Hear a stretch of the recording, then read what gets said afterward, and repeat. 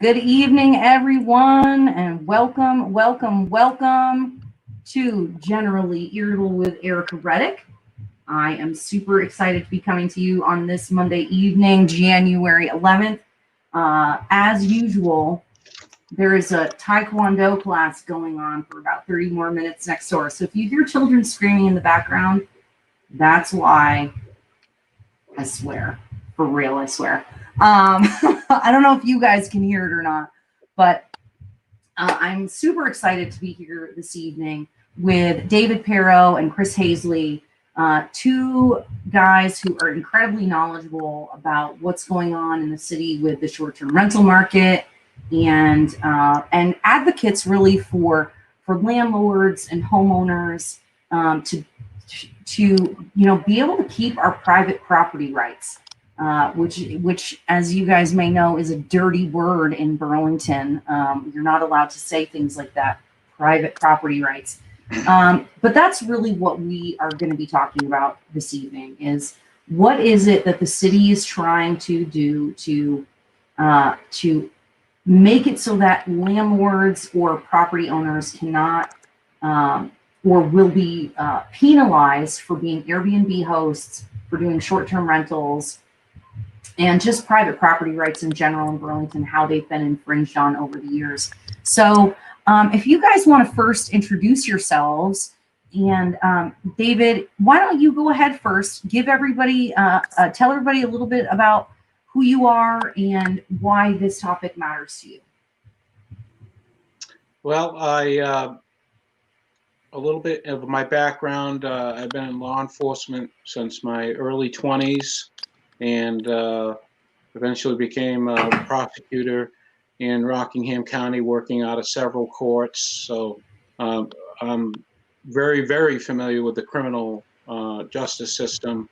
And, I have always, as I endeavor into any new business venture or something of that nature, really looked into the Airbnb and short-term rentals that are available on different apps, as well as, direct advertising. And so I've made it my business to really educate myself about, what the requirements are and what the impact is really in Burlington, and what the benefits of Airbnb are. And I also have had other gig economy type experience businesses where I have come face to face with, hostility of new ideas coming into Burlington, and the prevailing need to regulate things, basically into making it nearly impossible to sustain a business model with an ever-changing legal environment. Oh, that's a very delicate way of putting it. I hope that I can bring something to the conversation here regarding that, and some of my experience dealing with the city, and certainly be able to convey to you and others that may be listening here today about the benefits of how the Airbnb benefits Burlington, and the tourism that is generated and brings new people into the city that are here to spend money on local businesses. So there's a lot of upside and not a lot of downside. So that's what I hope to bring to this forum. And I've worked closely with Chris as well, and we've had a lot of time to talk about this. So go ahead, Chris. Excellent. Right. Yeah, Chris, tell us a little bit about you. I've been a resident of Burlington for over 20 years. I've been a renter for the entirety of the time that I've been here. And I'm also a short-term rental host on the Airbnb platform. And I just wanted to comment upon David's statement regarding innovation. And I think that that's a concern here. And typically, as I'm sure most of you recognize, is that when a new technology or new service or a new way of business comes along and disrupts the existing way to do things, there's often a very strong and quick reaction from those who are kind of wanting to cling on to the old ways and really try to regulate the new approach. And I think we've seen that initially, as David pointed out, with Uber. We're seeing it now with Airbnb, and we're also seeing it in Burlington with respect to food trucks. And I had an opportunity to weigh in on discussion last year, and it was very clear to me that the established players in the local restaurant industry, that is those who had bricks and mortar restaurants, were really not open to the idea of food trucks coming into town, which was, kind of unfortunate, because the representatives from the city clerk's office were stating that there were a number of applicants that had been turned away because they just didn't have enough slots available. So I'm of the opinion that this is something that the market should decide. And in order to do that, we have to have a strong competition from a number of players. And overall, I think the goal of any public policy is to maximize the benefit of the public good here, and recognizing that, when government's involved, there's no such thing as a perfect solution. There's always going to be someone who feels that perhaps they've gotten the short end of the stick. And I think the goal also is to kind of minimize the number of people that feel that way. But on the whole, I think government, like nature, has a tendency to equilibrium, and that's what I'm hoping to talk a little bit more about tonight. Yes. And for the record, I want everyone to know, Chris is one of my favorite people to have a conversation with about anything related to politics, because we are sort of like opposites on the political spectrum, but there's so much that we agree on. We just kind of come to it from different places. And so when I was thinking about doing a show on this topic, Chris was the one person that I really, really wanted to come on, because he's just really passionate about it, and he is really good at articulating why he believes what he believes. And you're my favorite person to argue with, Chris. And Chris introduced me to David as somebody who is really knowledgeable, just a really smart guy who really understands the process. And so I'm just really grateful to have you both here so that we can educate Burlington on what's going on, because that is the biggest hurdle I have found.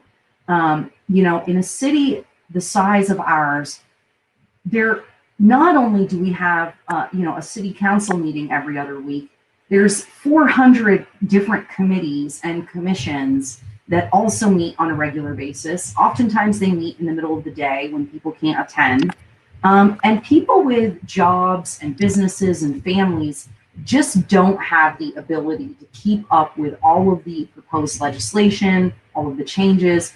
And so when we can kind of distill things down into an hour or 90-minute conversation so people can understand what their city councilors and their mayor are doing, or their legislature, depending on the topic, it's super important just to get that information out there. So that's going to be our goal today. Now, what are we thinking? Oh my God, I should have written down where I want to start. The first thing is, I guess, for a little bit of background, Chris, do you want to catch everybody up on why we're even having this conversation? Yeah, we can talk a little bit about that for sure. So as I understand it, the mayor sponsored a housing summit. I think it was back in summer of 2019. That's correct. Yep. The issues facing the market. And, there has been, I think, for the 20 plus years that I've lived in town, there's been a documented shortage of what is considered affordable housing. And my understanding is that the classic definition of affordable housing means that no more than 1/3, 33% of your income should be spent on housing. And if you're paying more than 33% of your income on housing, that's not considered affordable. And 20 years ago when I came here, there was some constant conversations regarding student housing, and I think that is still impacting the situation here in Burlington today. And it's I think basically it comes down to a supply and demand problem. Now, to credit the mayor, there's been a number of new developments that I think Cambrian Rise up on North Avenue, the former Burlington College campus, the Stratus Lofts, I believe, down on St. Paul, and then, of course, directly across the street from that, the brand new college dorm that was constructed by Champlain Housing. And certainly that's contributing to the situation. But I think there's this misunderstanding about the role that short-term rentals play in the Burlington housing market. And folks, I think, are kind of the opinion that, well, we're exacerbating the issue. When the reality is that the number of units is, I think, less than 3%. And, from my perspective, as someone who lived over in the Buell Street neighborhood for well over a decade, during the time that I lived there, there was out of, I think, 30 something houses on the street, there was one and only one that was owner occupied. And the entire neighborhood, along with neighboring streets on Bradley Street, South Union, Green Street, Isham Street, and Loomis Street on the other side of Pearl Street, have over a number of years, probably the last 30 to 40 years, become de facto student housing. And if you drive through those neighborhoods, you'll see that they are largely single family homes that are either rented out as an entire house or split up into various separate units that are then rented out. And of course, with any income producing property, the value of the property is determined by the amount of revenue that is generated by that property. And that's a concern for me because I mentioned, before, I'm, 47 years old, I'm married, I have a son. And, my wife and I are now looking outside the city of Burlington for a place to live because that's how far we have to go to hit the realm of affordability.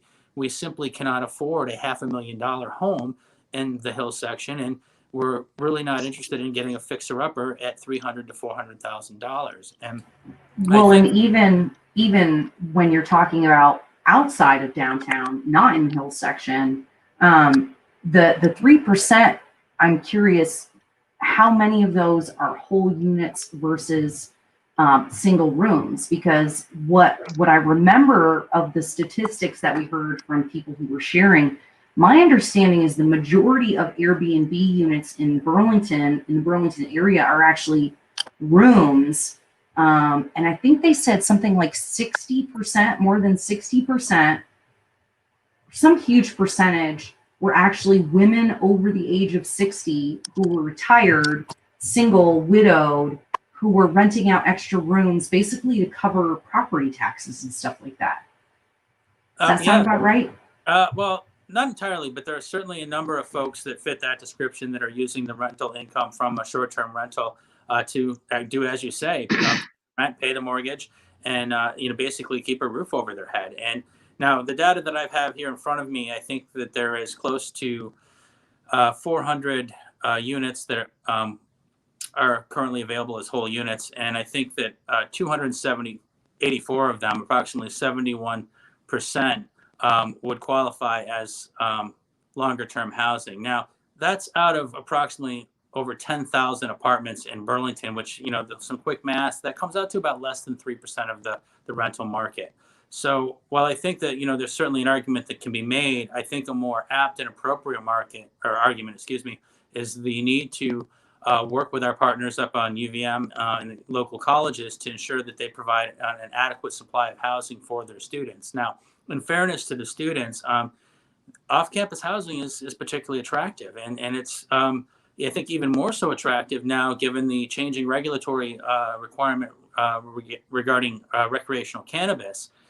As you are probably maybe aware, the University of Vermont and pretty much all institutions of higher education receive federal funds, and currently under federal law, cannabis is on a Schedule 1, which means that it is illegal. And so in order to maintain the revenue stream from the federal government, the universities and colleges here in Vermont are required to essentially enforce federal law, even though the state of Vermont has itself legalized recreational cannabis. So I think, if you have an option and you're to live on campus, you're a student and you live on campus and you have to worry about the knock and sniffs, or you could maybe go down and get a place on Buell Street and, do your thing in the privacy of your own home. I think that there's certainly can understand that perspective for sure.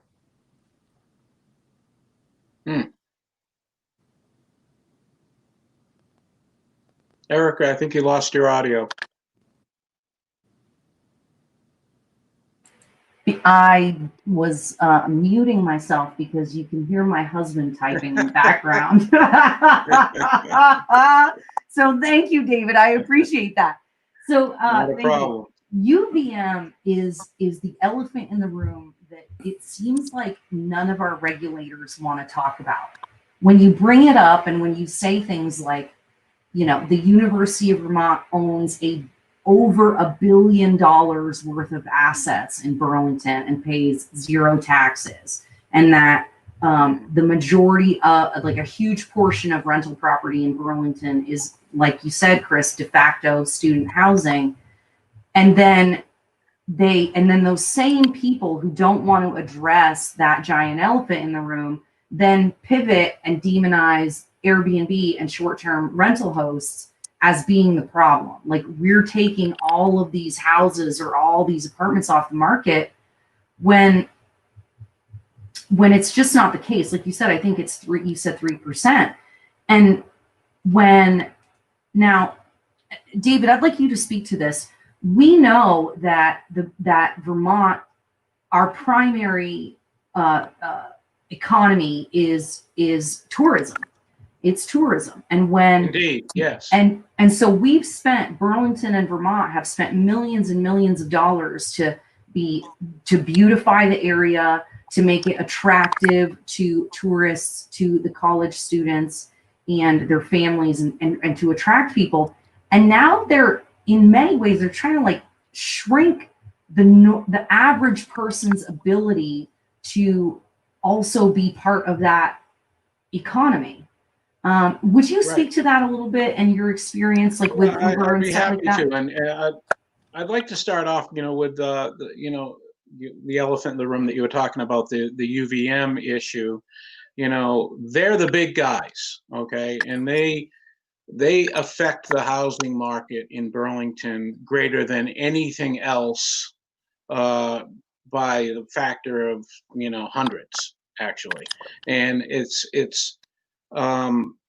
so the regulatory environment that's being endeavored upon to Airbnb and short-term rental people, we're the little guys.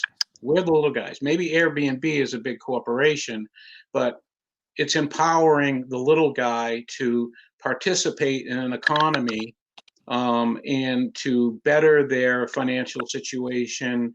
And especially during this past year, with people losing maybe their second job or losing both of their jobs, it gives them a great deal of ability for some flexibility in, perhaps being able to even, rent out their space if it's an attractive space and it meets the Airbnb guidelines and cleanliness and amenities. And, the majority of people, when they come to Burlington, want to stay either in the country, which is not Burlington per se, but when they come to Vermont, they want to stay in the country, in the mountains, and take in that. And then the others are coming here for, the downtown experience, the restaurants, Church Street Marketplace, and so forth. And so the Airbnbs that exist within the confines of the downtown area, really expand the ability for people who want to come to Burlington and experience it, not out of a sterile hotel room experience, not in this environment where, they're basically in a massive building and so forth, especially with the concerns with, the pandemic and so forth. People, following the guidelines, the COVID guidelines set out by Airbnb, and those possibly could be expanded. However, it gives them the option to be able to bring their family to a home or an apartment and experience the city in a real way. And that has two benefits. First of all, you have a captive audience in the downtown who is, really, those are people that are going to be coming and spending money at the shops. They're people that are going to be spending money at the restaurants, whereas, keeping, apartments available or regulating Airbnb out of business with the idea, which I don't think it would even achieve it, but so that, college students or just general people working in the area are not going to be coming here for a week or 10 days or a couple of weeks or even a month. These folks that come in on the Airbnb are hitting restaurants every single night. They're going and shopping at Patagonia and all the shops and so forth along, Church Street, and enjoying the waterfront and going to concerts, and really are here to participate in the tourism of Vermont. Excuse me. And so there is that. Well, and side I think it's really interesting that one of the things that the new charter change or the rules proposed to do is to add a $7,000 impact fee per room.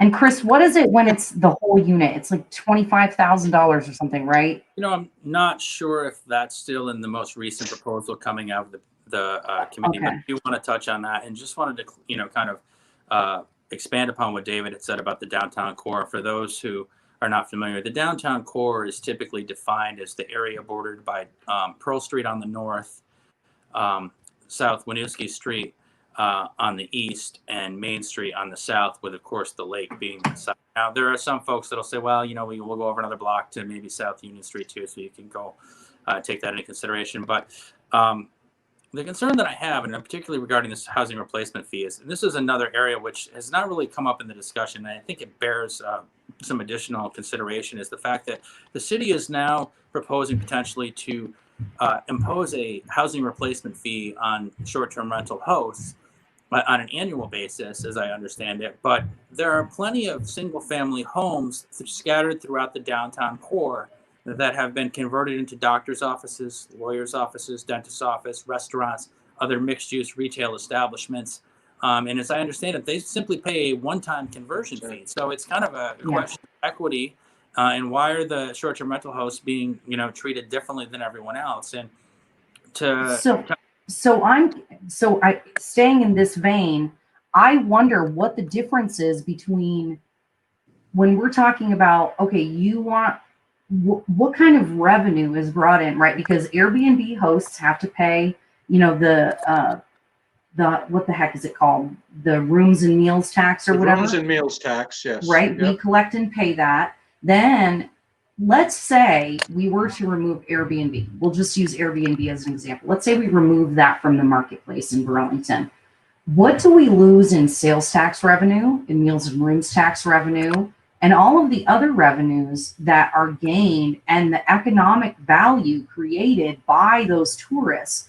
How much would the city and the state lose? Well, that's a very good question, to which I don't think we have an answer just yet. And while the city has been very good about providing a lot of data regarding housing and the vacancy rates and availability and the affordability, they have yet to conduct any type of economic impact study to address those very things. Now, I have intentions to follow up with City Hall to request some data regarding the rooms and meals tax to see what we can, because that's something we can quantify. But clearly, as Mr. Perreault has alluded to, there is an economic multiplier effect going on here. And in pre-COVID times, it's not just going out to the restaurants and going to concerts, but maybe it was going to the Flint Theater to see a show, perhaps going down to the Vermont Comedy Club to take in a local comedian, or any number of different things, perhaps a festival on the waterfront.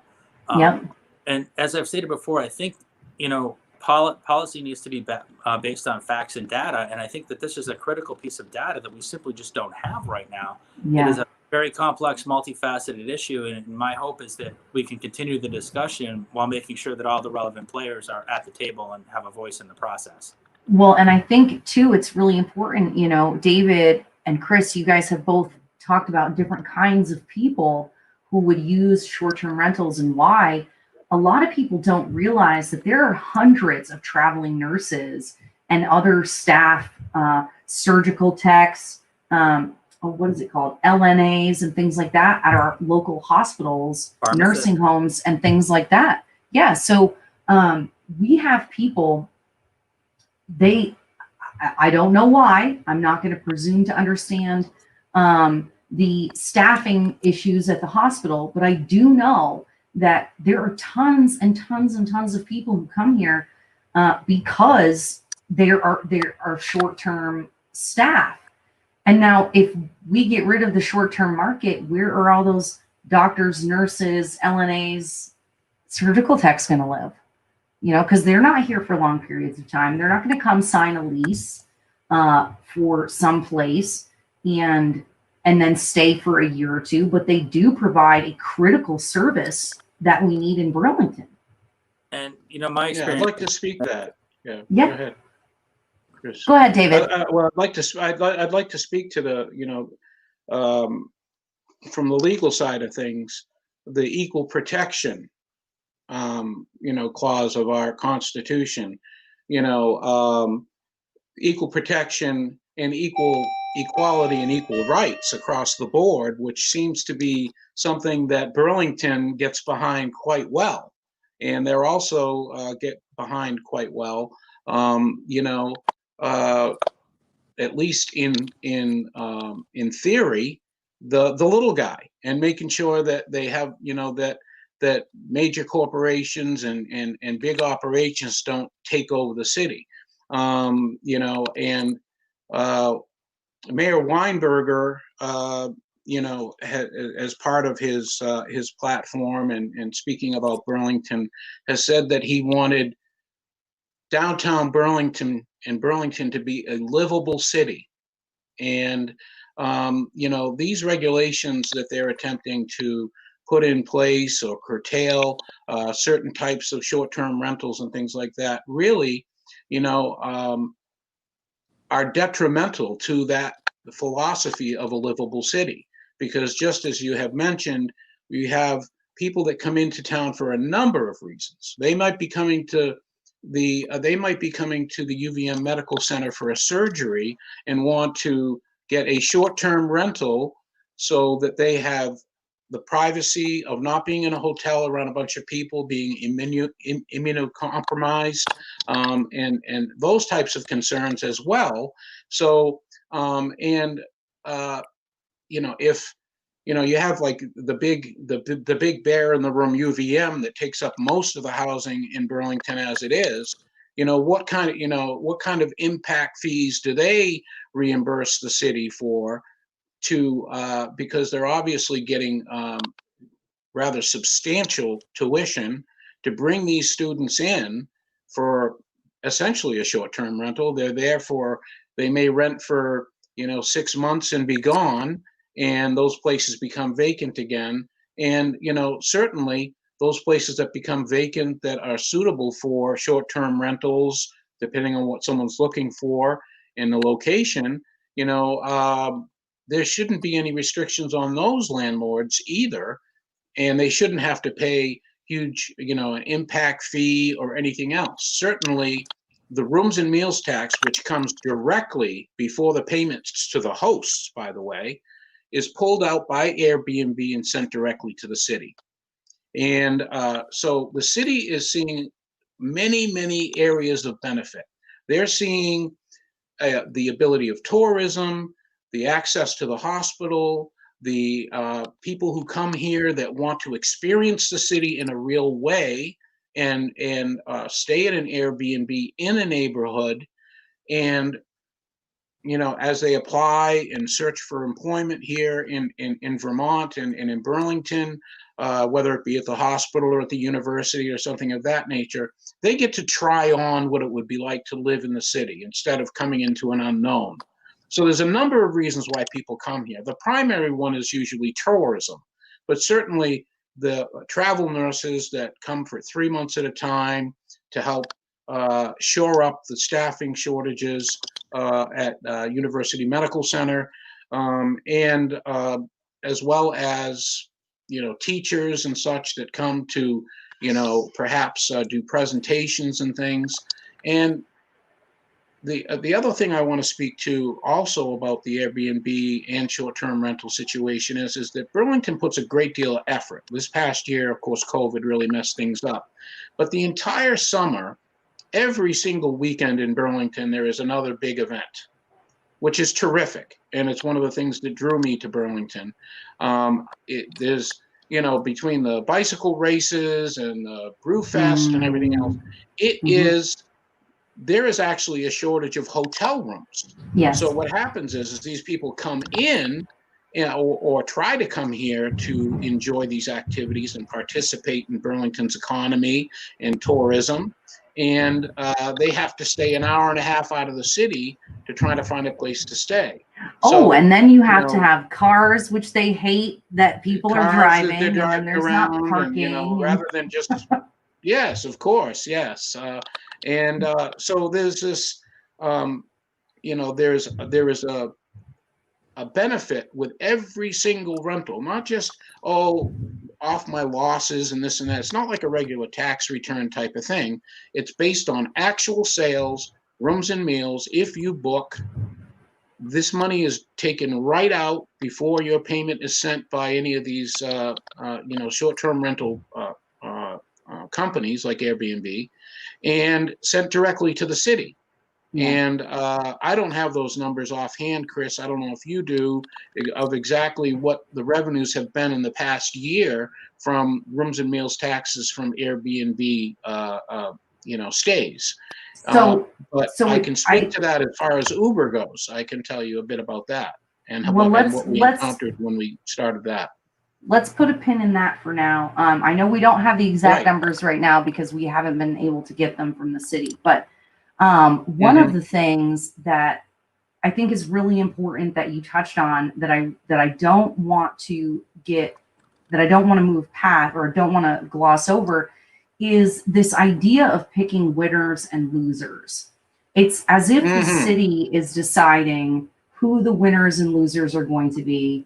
And I often wonder sometimes, and Chris, maybe you might have an opinion on this, when we see the people who are the landowners and the property owners who have a vested interest in making sure that their property values stay high and therefore rents stay high and things like that, and then they squeeze out these smaller entrepreneur type businesses, these gig type businesses. Do you see any of that? I mean, I'm asking you to, and you may not want to say what your opinion is here. And maybe I'm asking, what's that word where I'm like asking you to guess something? There's like a legal term for it. I'm leading the witness or something. But like, do you see that? Leading question. Yeah. So, yeah. To your point, Erica, I agree. And again, I want to remind everyone that I am a renter and I have been for, I think, 21 years at this point. And again, this is a multifaceted issue here. But I do agree that, at the end of the day, if you have property, you should be able to make your own decisions on it. And despite being a renter, I have met a number of small landlords with maybe 1 or 2 buildings that they have.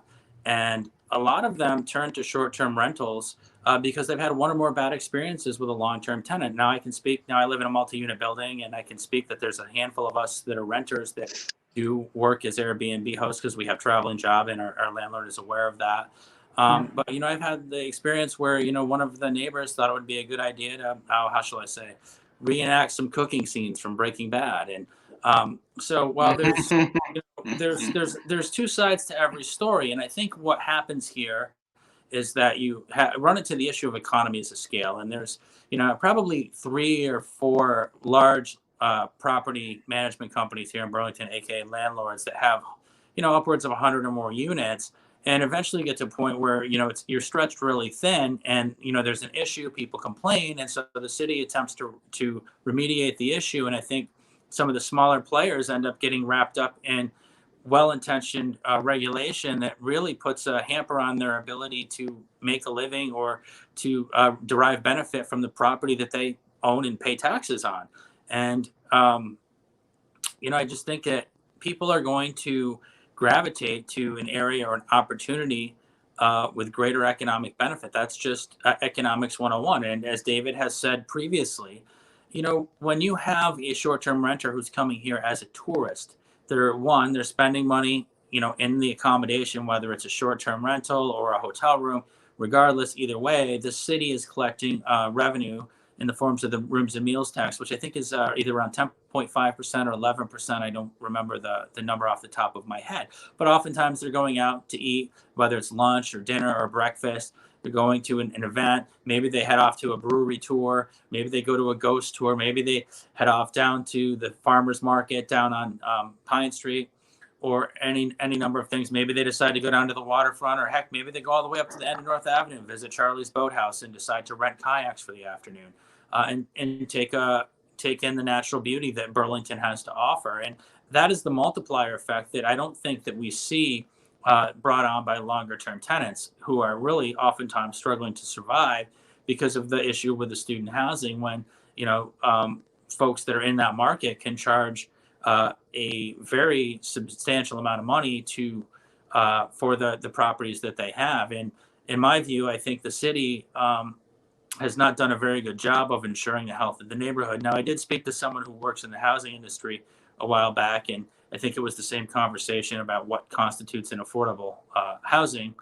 And the recollection I have is that for a neighborhood to be quote unquote healthy, there needs to be a good mix of both renters and long-term homeowners. And again, from my perspective as a long-term renter, essentially being forced out of the city because we cannot find an affordable, home here in the city, because a lot of the suitable properties have been converted into rental units for the sole and exclusive purposes of housing college students. And while that may be great for the individual property owners, it's not really advantageous for those of us who would like to stay here and raise a family.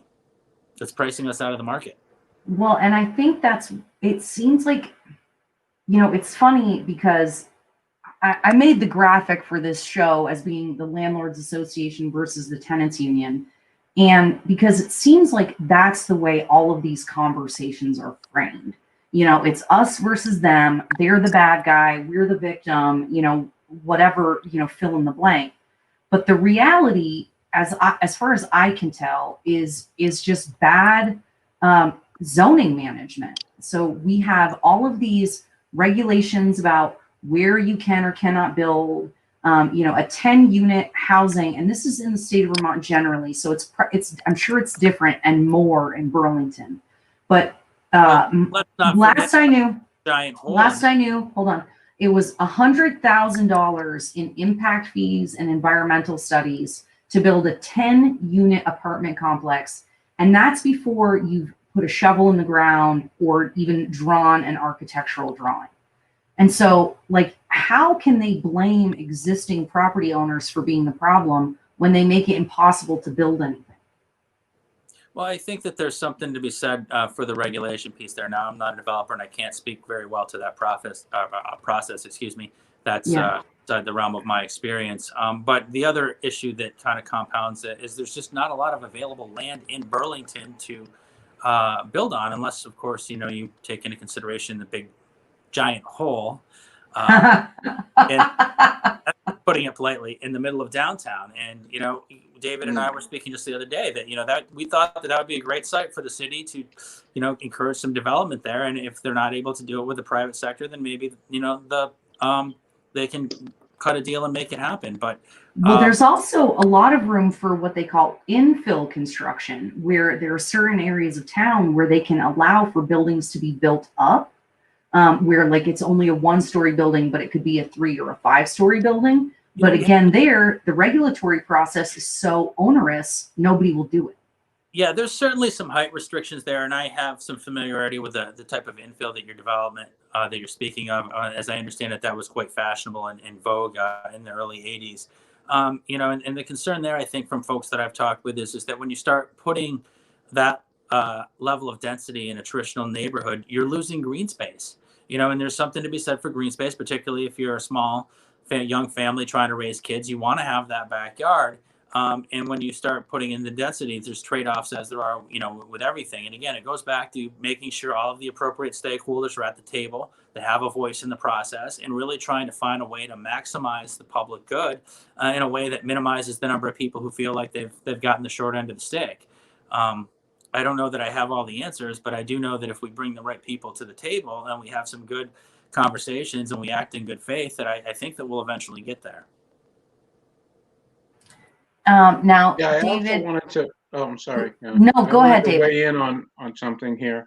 The city is also benefiting doubly, because all of these properties that are being used for short-term rentals and Airbnb and so forth, and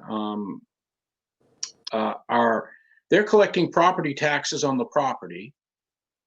And they're also collecting rooms and meals when anybody rents out, a room or the unit or a house. So they're getting money on both sides. Well, let's not forget about the registration fee either. And yeah. Right. And yes. Yeah. Yep. And, sorry, keep going, David. But there's, you talk. One of the big concerns is property rights here, and does the city to draw reference to what Chris had said when we talked about the big giant hole in the middle of Burlington, the big giant ugly hole that's been there for years now.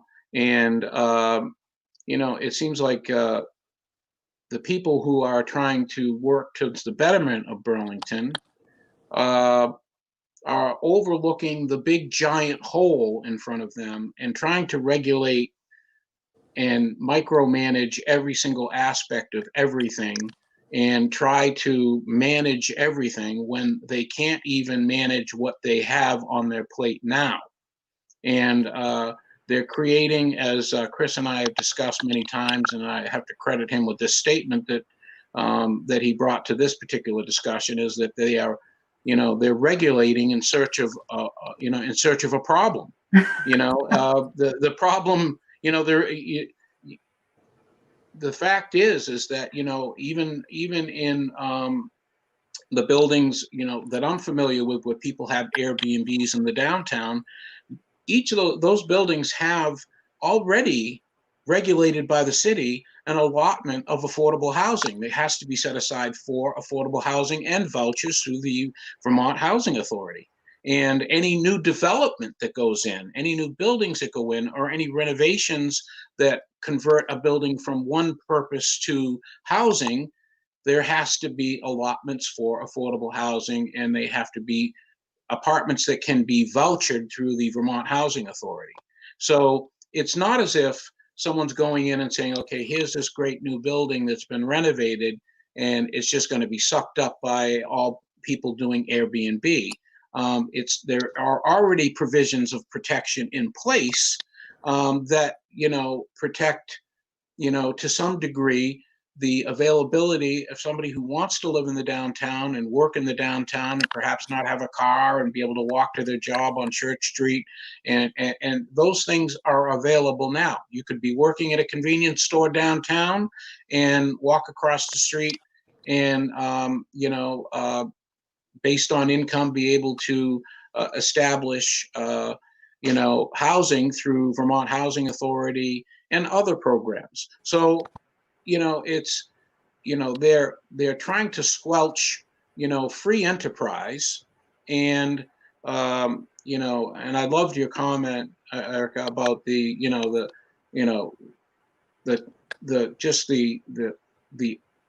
massive amount of regulatory bodies that seem to exist, this committee and that committee and so forth and so on.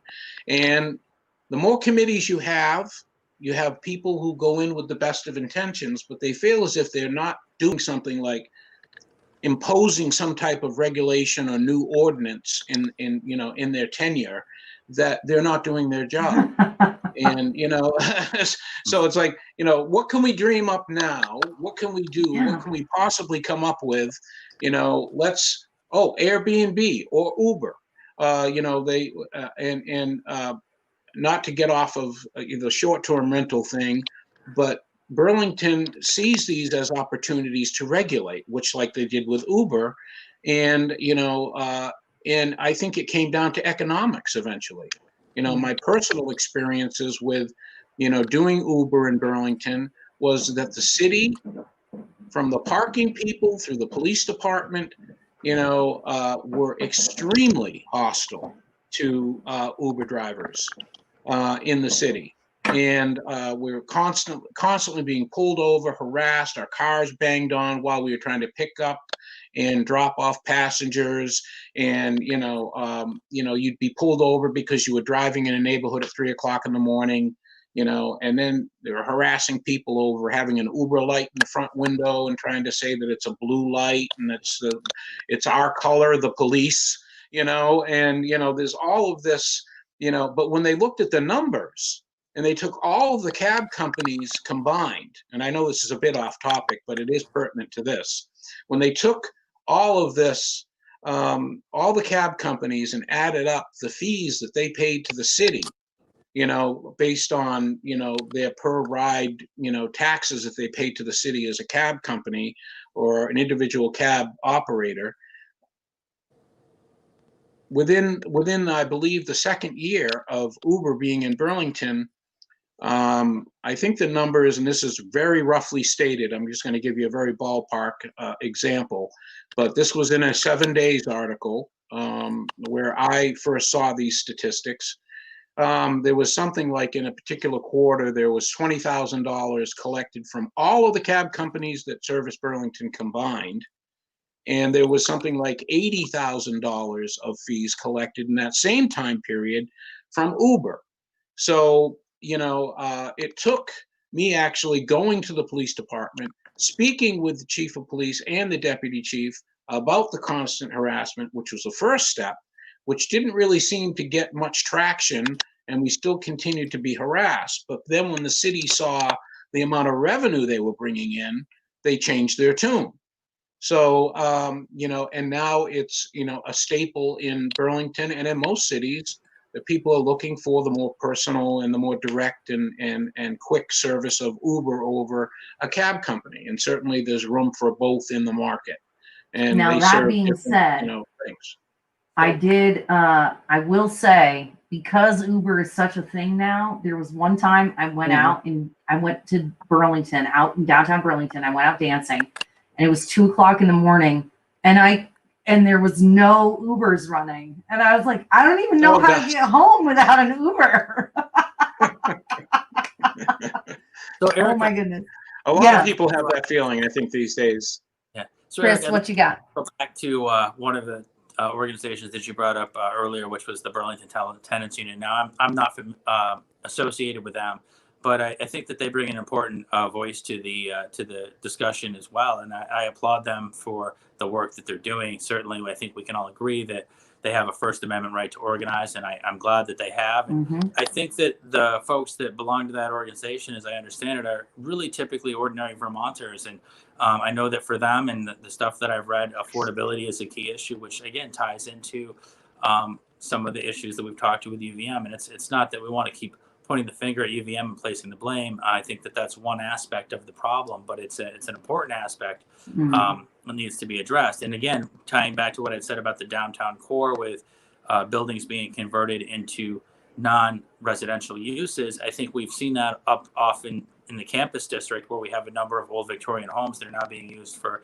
offices for various departments of the university as well. So, but back to the topic of affordability, one thing that stuck out to me here, and so I had an opportunity to speak with one of the gentlemen that runs a food cart down in the Church Street Marketplace in the space in front of City Hall between Main Street and College Street.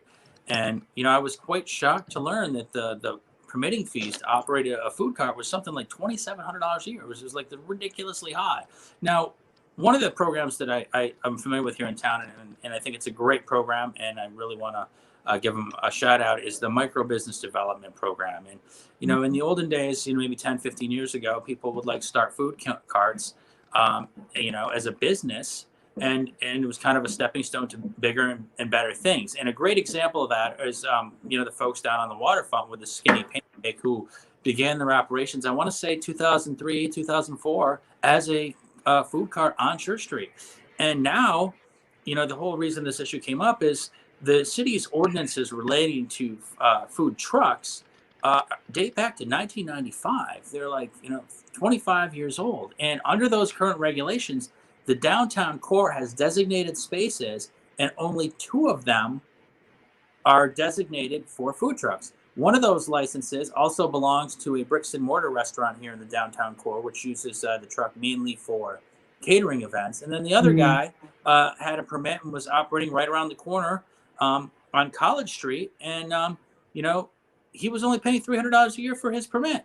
And, there were folks on Church Street that were up in arms about this. Well, why do we have to pay, $2,700 while this guy's paying, $300 or $500 or whatever it was? And, they think they make a very good point. And from my perspective, I think that that's just a case of better business. And I suspect that the operator of the food truck maybe did his homework, did some investigation, was like, geez, if I move 300 feet around the corner, I can get a permit, I can run a food truck and not have to pay these exorbitant fees, which kind of leads me to what's going on with the marketplace. I mean, they charge these fees for whatever, and it seems like it's going into marketing or something, because it's clearly not going into maintenance. And I can tell you, take a walk up the marketplace, take a left there on, what is it, Bank Street, head over towards, Henry's Diner. Take a look at the ground and the bricks there. The missing bricks. It's woefully unmaintained. And while I certainly commend the city's leadership for building new construction for the residential, I think there's something to be said for bringing us back to basics and rebuilding Burlington and keeping and maintaining what we have, and that's our sidewalks and making sure that they get cleaned in the winter. And it's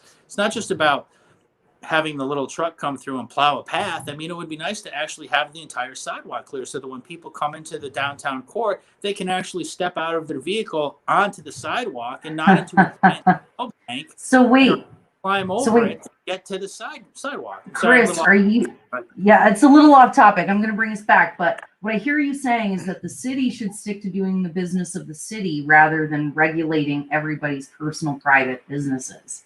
But one of the questions I want to ask, and this is one of those things that you're not allowed to say, because if you do, you're a big, mean baddie, and it means you hate people, and you hate poor people, and you hate everybody. But I really don't understand this idea. Like, why do people believe that they have the right to live in my home? Why is it that the city believes, or that the tenants union believes, or that anybody believes that they have some right to my property? This is the thing that I find so confusing.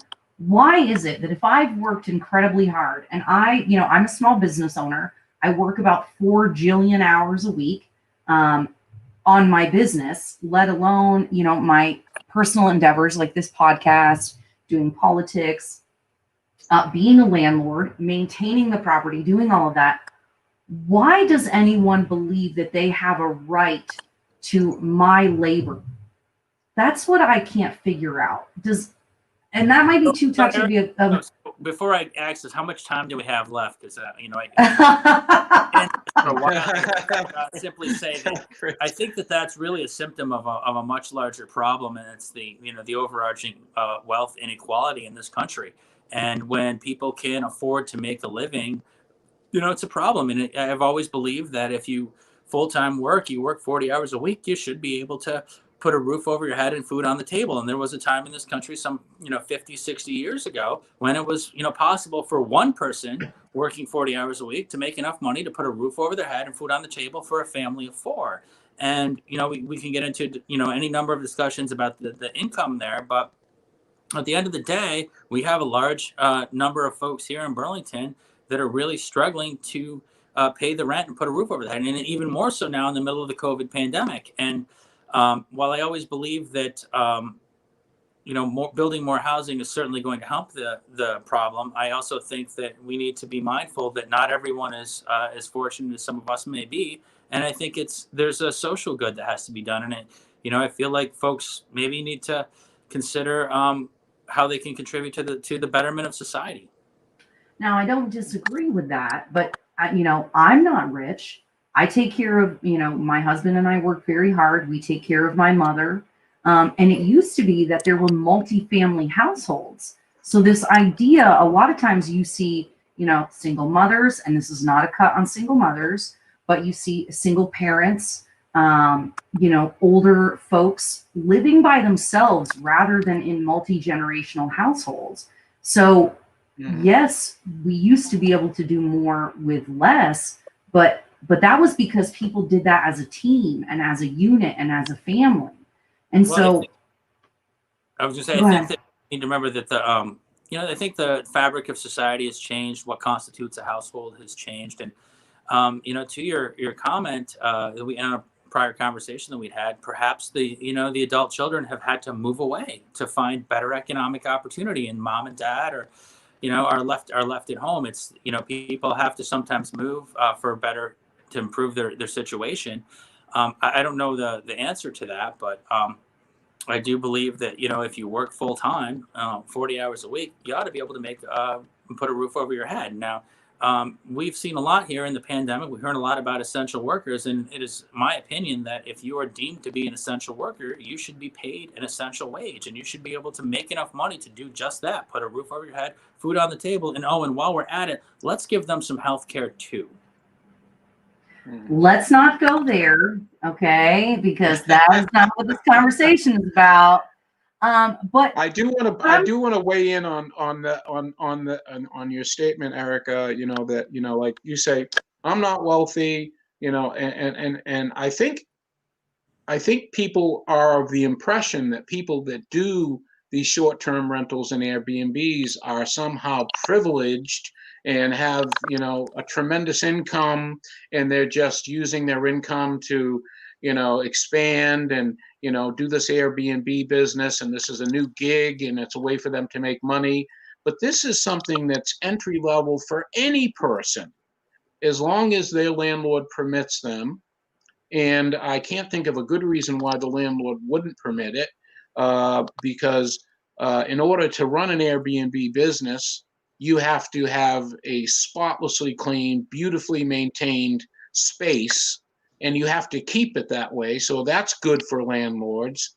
It also, you know, you might have someone who has an apartment, a young lady or a young man, and they have an apartment or a studio by themselves in the downtown, and they go home for a couple of months, and they want to be able to keep their apartment, and they can't be affording to, you know, keep the rent paid and maybe go out and help mom and dad or go on a vacation. So they can actually go into the Airbnb site, they can set it up, do the photographs, go through the background check, and follow all the legal rules and so forth, and their account is set up.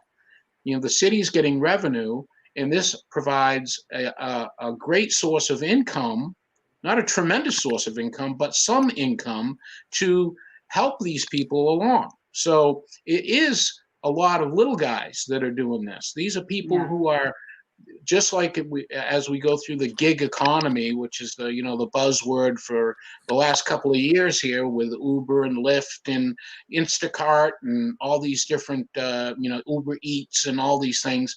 People are finding ways to make income in less traditional ways. And, you know, how, you know, it's essentially a way to help to employ yourself while you're working and so forth, and employ, you know, other ways to get revenue into your household. And it may be the difference between having to go to the city and say, geez, you know, I need housing assistance, or I need, you know, food stamps, or, you know, that kind of thing, or taxing on other, you know, programs that are out there in Burlington.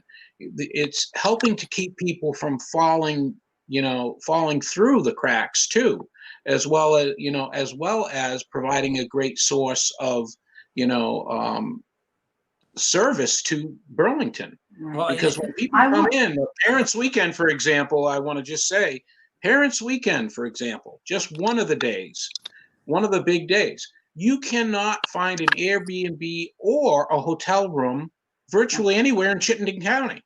And so these people that, you know, might say, I'm going to go stay with a friend for this week, and I'm going to make my place available and list it up on Airbnb and have that income. The city gets their piece of the pie. They don't have to chase down these individual tenants or property owners for the rooms and meals tax, because it's already withdrawn immediately right out of the payment before it receives, it goes to the host.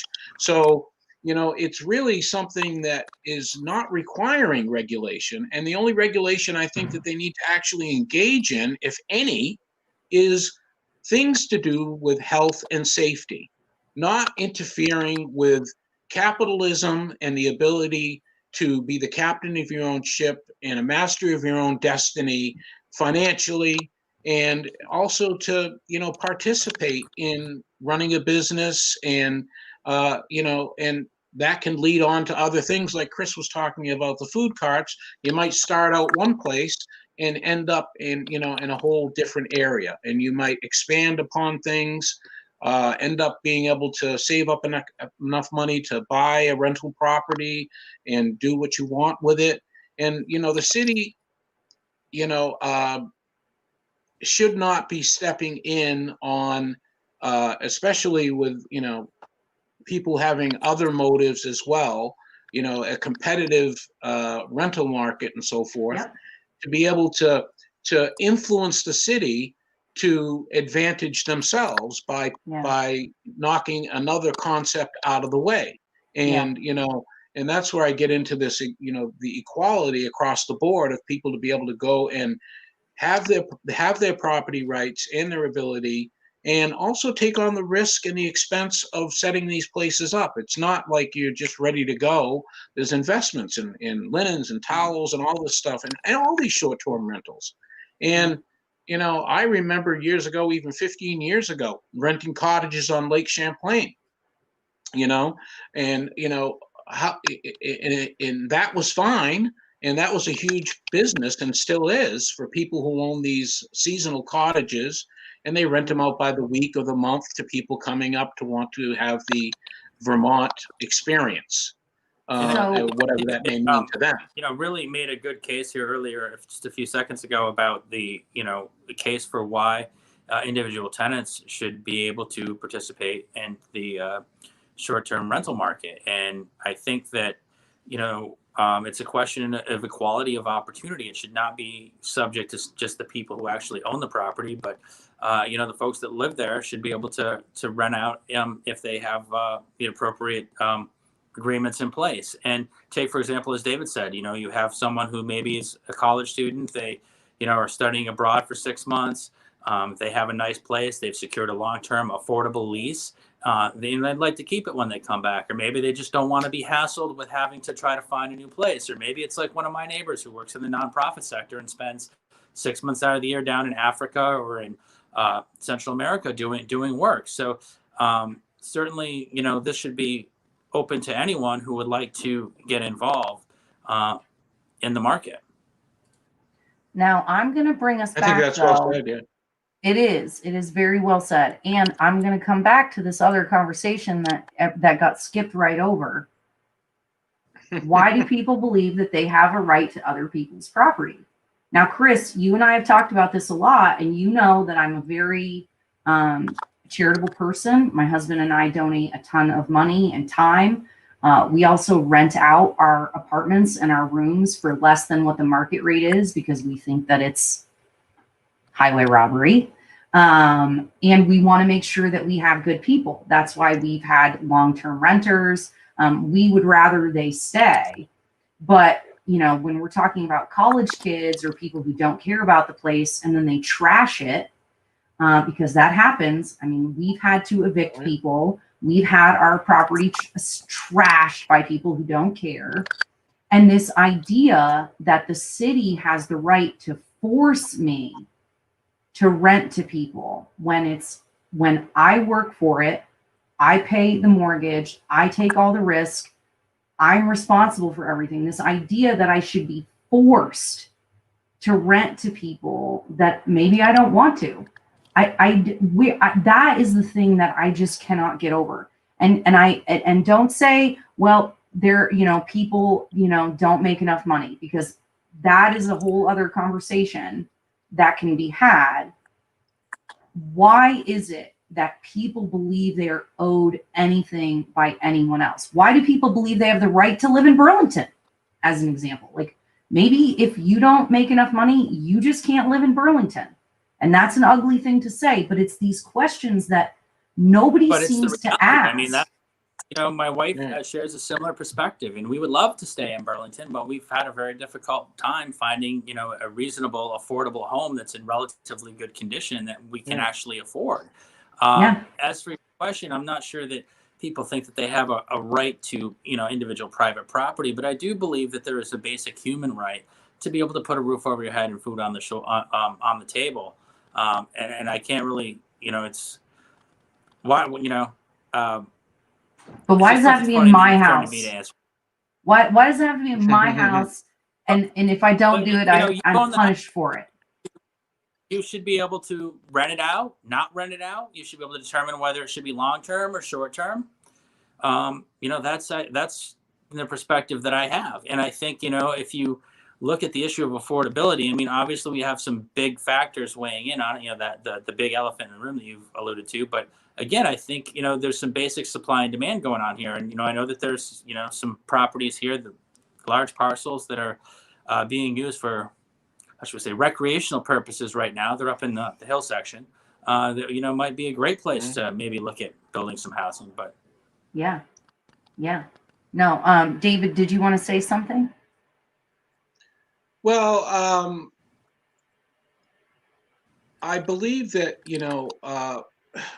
Burlington needs a wake-up call to restore, kind of like what Chris said, go back to basics a bit here. And certainly they should not in any way, shape, or form be telling people what they can and cannot do with their property. I mean, if you want to go, for example, like New York City, if you want to live on Park Avenue, you have to pay the price to live on Park Avenue. The city doesn't say, well, you have to have affordable housing, in these buildings in Park Avenue, and which is a considerably liberal city. I think we can all agree.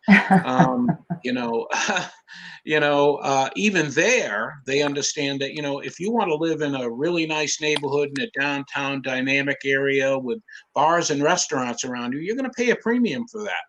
And and if you are looking for housing, certainly everybody has a right to a roof over their head, but it also isn't a gift. The American spirit is that you go out and work hard, and everybody works hard, and you find a way and you make your way through life. You don't just it's not a handout.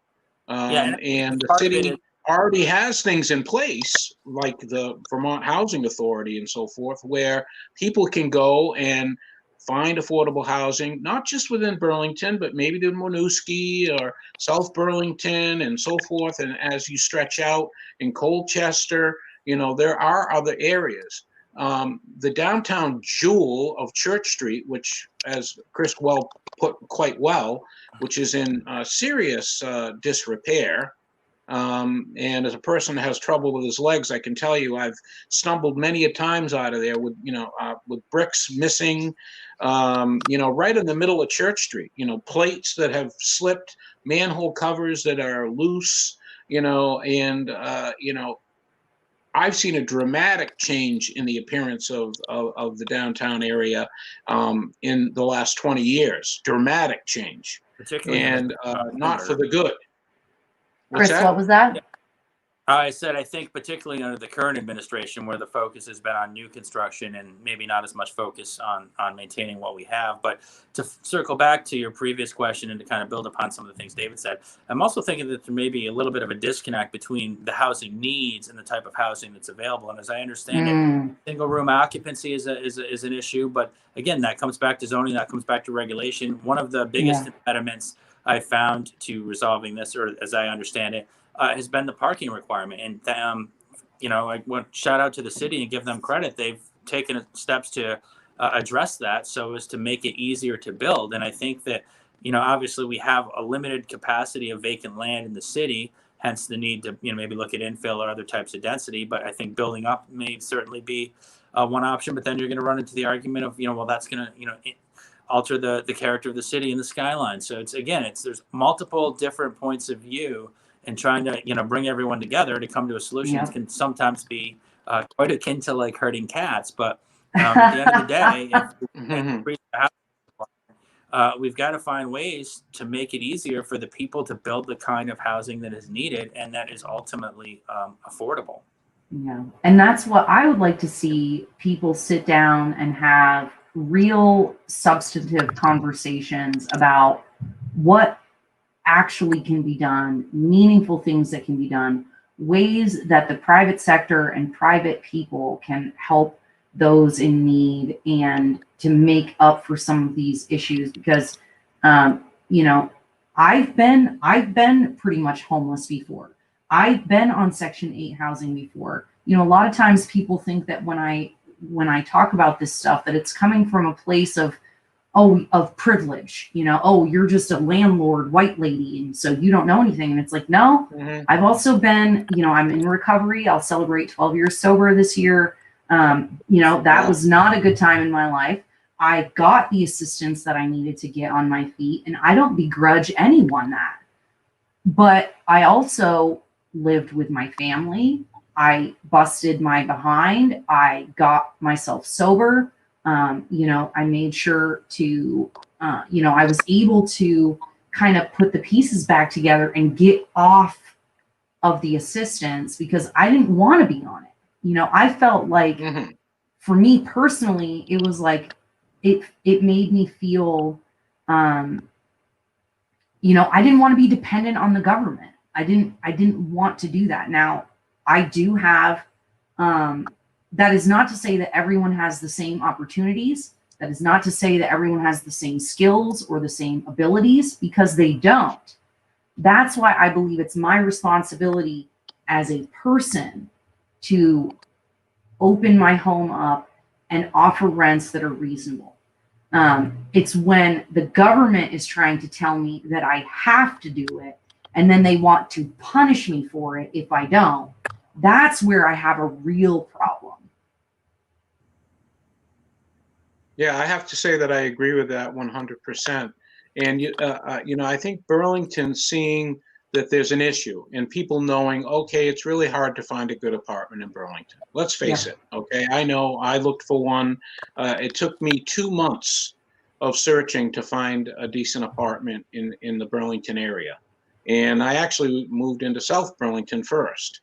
And then an opportunity became available in the downtown. And, so I grabbed that up when I had the opportunity. And, you cannot regulate Burlington out of a housing problem. You can't regulate yourself out of it. Okay. Especially when there is a massive amount of regulation that inhibits, as we discussed earlier, inhibits the ability for, say, a developer to go in and put up a unit somewhere, where they, whether it be 50 apartments or 100 apartments or whatever. And, they should be lifting all of the regulations and restrictions that they put in place. Certainly we have to be cognizant of the environment and the impact on the area and all those things, but it doesn't take, it shouldn't take $100,000 of investment before you break ground to deal with the city, because it's this level of regulation and red tape that people say, well, I'm going to go build somewhere else, and that's that's how Burlington has gotten themselves in this problem in the first place. And certainly the university has a responsibility. If they are going to admit more and more and more students, like they have been doing in a trend over the last 10 years. They keep increasing the faculty, the student body. Each year there's more and more and more. And although they have made some investments and put up some properties that are, recently, like the one down on St. Paul Street and so forth, they've done some. But there's really a lot more work to be done there. And really the city needs to get out of the way and let entrepreneurial people go out and help solve these problems, because government rarely solves any of our problems. They create a lot of problems for us. So, by crushing the entrepreneurial spirit of people that are doing Airbnb, and the perception perhaps that lingers out there among people that somehow people that do Airbnb are these wealthy folks that, have, a lot of property, and they're just like, screw the little guy. We're going to, just, rent to our select people who come here as tourists, and we're not going to be part of the community. And that is, so far from the truth. And many people who do engage in the Airbnb business, like when I was doing it, in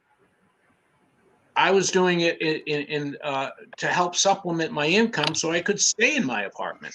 It was, we had alternative places to stay. Sometimes we'd stay in other people that we knew, Airbnb units that were vacant in that particular time, and we would do that for each other and help each other out. A community of people, and we're just business entrepreneurs making our way through and figuring it out. Yep. And you know, it's Hold not on. an easy business to be in. There's a lot That of is work. true. That is true, Chris. So hold on, guys. We're talking over each other a little bit here. Chris, why don't you? We're getting towards the end here. Why don't you get the last word? I would just say, you know, it would be curious to get some more data on this, not just on the economic impact of short-term rentals, but it would also be curious to know the amount of housing that has become de facto student housing off campus in the areas of Buell, Bradley Street, South Union Green, Loomis, Isham Street, and, you know, figure that out. And I would also be curious to know what number of units have been set aside through the various nonprofit programs as designated as affordable as well. That is excellent point. And let's not forget, every time they convert anything to UVM, that becomes nonprofit. That's the point. And they don't pay taxes, and they pay a pilot agreement. You know, payments in lieu of taxes. And I'm not sure how long of an agreement's in place or when it's up for renewal, but certainly. It's the mayor. The mayor just was negotiating with them, I think, a year or two ago. And they only pay a couple $100,000 a year UVM on over $1 billion worth of assets.